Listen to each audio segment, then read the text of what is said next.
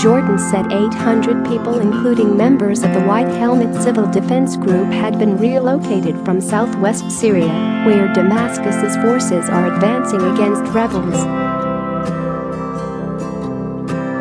Foreign Secretary Jeremy Hunt confirmed the successful evacuation this morning. They are now being assisted by the United Nations Human Rights Council (UNHCR) in Jordan, while they await international resettlement. The Israeli military said that overnight it had completed a humanitarian effort to rescue members of a Syrian civil organization and their families. Due to an immediate threat to their lives, on Saturday, Israeli security forces closed down roads in the occupied Golan Heights on the Syrian frontier ahead of the evacuation operation.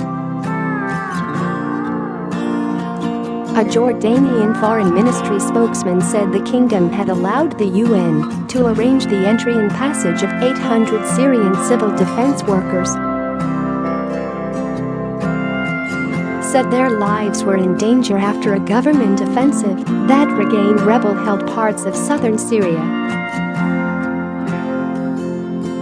The kingdom agreed to a request by Britain, Germany, and Canada to give the White Helmet workers temporary asylum in the kingdom before settlement in the West on humanitarian grounds, spokesman Mohammad al Kayed said.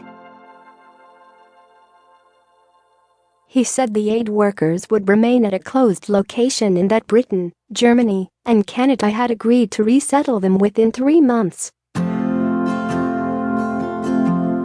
Officially called the Syrian Civil Defense, but known by their distinctive white helmets, the group has operated a rescue service in rebel-held parts of Syria after aerial bombing of civilian areas. They are credited for saving thousands of lives. In a joint statement, Foreign Secretary Jeremy and International Development Secretary Penny Mordaunt said, at great risk to their own. Many White Helmets volunteers have also been killed while doing their work trying to rescue civilians trapped in bombarded buildings or providing first aid to injured civilians.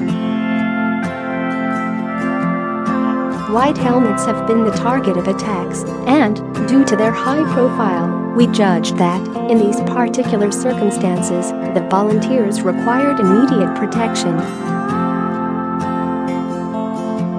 We therefore took steps with the aim of affording that protection to as many of the volunteers and their families as possible.